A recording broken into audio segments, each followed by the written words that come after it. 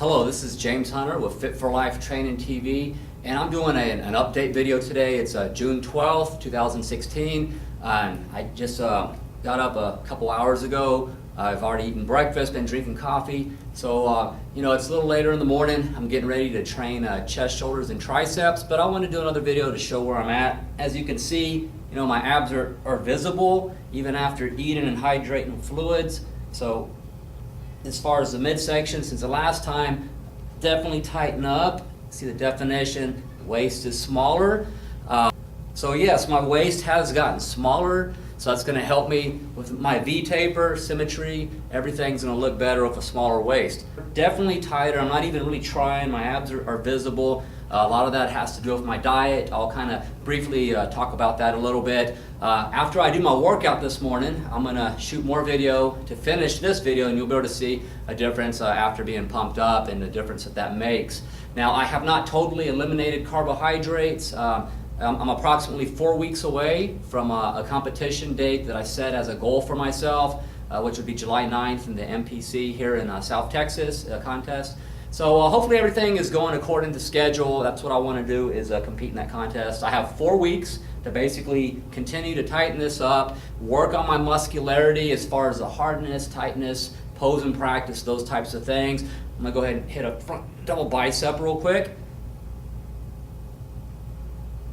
And I'm not even really flexing that hard. You can see my definition. My tan, I don't really have a tan right now. I had one last video. It washes off. I'm going to step back a little bit.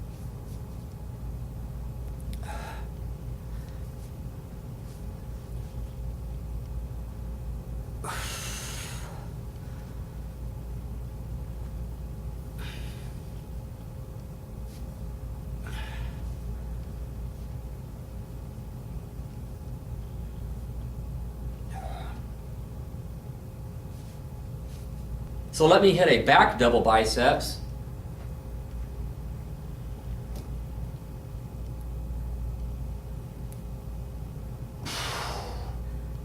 Back lat spread.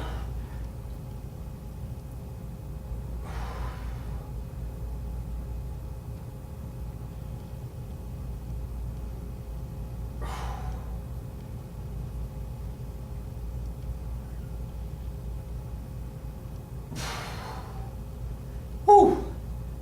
Side chest. Now this is before my workout. So I'm going to work out a little bit for about an hour, get a pump, and then I'll shoot another video and you'll see where I'm at. Okay, here's some poses after I've been working out a little bit. I'm going to go ahead and hit the side chest. Go ahead and hit the side chest.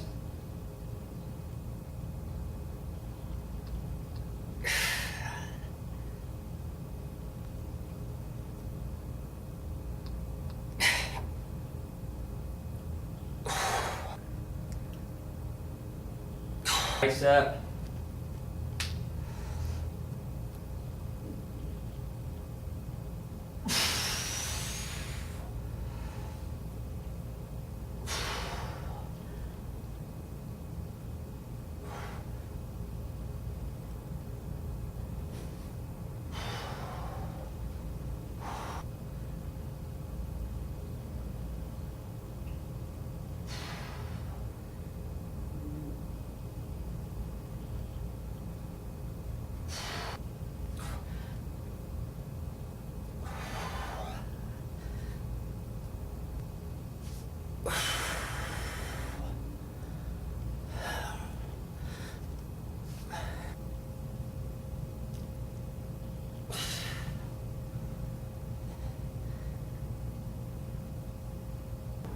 Trying to get a bit better camera angles and lightings in my studio here. So here, let me hit some more shots here. Here's the quads. As you can see, the abs, even after taking creatine monohydrate, they're still there, still visible. Let me just hit some poses I like to hit.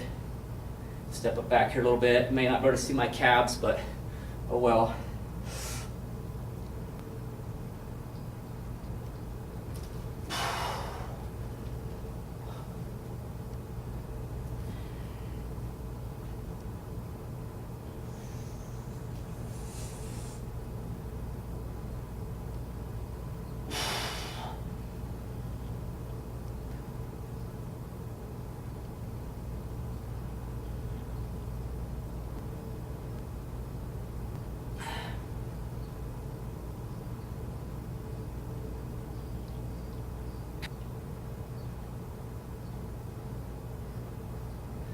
So that's where I'm at. I got 4 more weeks to go before I'm going to compete. I'm going to compete as an open lightweight. I also plan to do physique category for both the open and the masters. As I've mentioned before in other videos, I'm 45 years old, so I'll do the masters portion of the physique as well as the open. So I hope to do well. I'm going to go in there right now 4 weeks. I'm just going to try to get as hard as I can. Keep training, obviously. I mentioned carbohydrates earlier, and basically it's pretty much common what a lot of people do. I just do carb cycling. On my days I'm doing weight training, I'm getting 40, 50, maybe 40, 50, somewhere in that range of complex carbohydrate. I keep it very simple. For me, it's the sweet potato, maybe oats, but not really. It's more sweet potato if anything, maybe a little bit of rice, not a lot. And on the days that I'm not lifting weights, I'm just going to do cardio, maybe do some ab work, maybe even hit my calves again a little bit. On those days, I make it a non-carb day at this point, so I am going without carbs on my non-weightlifting days. So it's working for me. It's pretty simple. I've never had a really complicated approach when it comes to changing my body composition. Part of that is in truthfulness, is my genetics, hereditary. I've never had a problem. Leanness has not been, getting lean has never been a weakness of mine. As long as I get on a diet, stay on it, do my training, I'm able to lean up, and that's just being honest. That's why everyone has to kind of tweak their diet based on what they have to work with. If you do not have a faster than average metabolism, then you may have to evaluate those macros, how many carbs you can eat on your workout days, how aggressively you have to be as far as, maybe some things like cardio for some people. Some don't need to necessarily do it, and that's just because their body can respond and get lean without much, aerobic stimulation. I like to do the high intensity interval training. They're Tabatas. Some of y'all may have heard of those. I can get my heart rate up, breathe very hard, and that's that hard breathing which causes your body to shift, shift from preferring to burn carbs to fats. And it also boosts that metabolism. So I don't necessarily have to slave away at a treadmill. So when I say I'm doing cardio, I don't want y'all to think I'm doing a lot of the traditional things that people think of, which is getting on a stair stepper or a treadmill, elliptical. Not that there's necessarily anything bad about those forms of exercise. Something is always better than nothing. I have just found that in addition to maybe, I might want to get on a treadmill and put that incline all the way up and, get on it for 45 minutes while I'm watching TV, and that's okay, but I'm not going to do that every day. There's other interesting ways, fun ways, creative ways to get your heart rate up, boost your metabolism, and help to burn that body fat, and that's when I'll do 5, 6, maybe 8 Tabatas with minimal rest between each one, with anywhere between 8 to 10 cycles per Tabata. For those of you who are not familiar with high intensity interval training, there's an app called the Tabata Pro Timer. You can download it to your iPhone, and essentially you can program it. You can put it for however many sets of a particular exercise or variety of exercises to do. Now on the app it calls them cycles, so if I want to do, for example, 10 sets of jumping jacks as hard as I can, 30 seconds a pop, with 6 seconds rest between each one, then it's pretty simple. I put 10 cycles, work will be 30 seconds, and my rest period, I put it at 6 seconds, and that's one Tabata. You can program it any multiple ways. It's a very user-friendly app. So I do that to help boost my metabolism. For me, it can get boring being on a treadmill, stair stepper, elliptical, and those sorts of things. And when you're training for a bodybuilding contest, at least for me, 4 weeks away from a contest, I don't want to do anything that's going to aggravate or risk any type of, overtraining related possible injuries, such as cramps, pulls, things like that. So if you don't want to do, in my opinion, hard running, things like that, or you may run into some of those issues. So for me, I'm going to keep doing stuff that's going to help me to burn fat, but I'm going to do it in ways that are, much less stressful on the body, incorporating the interval training method, getting my heart rate up, and so on. Walking on an incline is low impact, and it does the job. It'll get my calves to work out, gets my body as far as cardio and aerobic, gets me breathing, gets my heart rate up. If you stay on it long enough, walk fast enough up on an incline, don't hold on to the rails, and you'll know what I'm talking about. So that's one way you can do it. It's not a lot of impact. With Tabatas, you know, if you're careful, you can do things like with your body weight only on your toes, jumping jacks. You shouldn't run into any issues with injuries like that if you have good coordination, balance, things like that.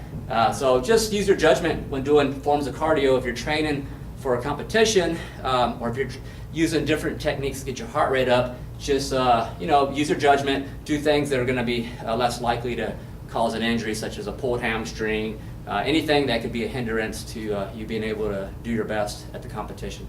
So those are just a few of my tips for cardio, how to approach it, and then also my carb cycling method. There's a lot of things that can be said for how to approach diets and body composition. A lot of people on YouTube, and there's a lot of truth to what a lot of people say and use. It's very individualized. So again, I just wanted to share my progress, where I'm at. I've done a few bodybuilding competitions in my life, and several since I've been in my 40s. And so for me, it's a little bit different every time. I learned something from the previous contest.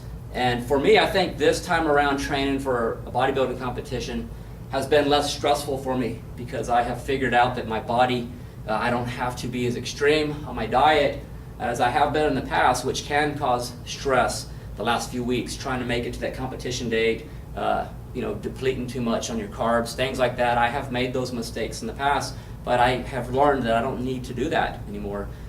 It's about that balance, keeping the muscle bellies full of glycogen, meet your training needs, demands, and no more than that. And that's the key to maintaining your leanness. Once you achieve a certain level of leanness, body composition, once you get there and you're fairly close, then after that you don't have to punish yourself. You don't have to be as rigid when it comes to managing those carbohydrates. You have more latitude, because if you do a little bit too much on one day, and if you see any difference in the mirror, if you think you're smoothing out, then the next day just pull back. You have time if you kind of start carefully balancing it long enough before the contest. So I have 4 weeks, and I feel fairly confident that I'll be able to be leaner than I am now without losing any muscle, and I'm going to see how I do.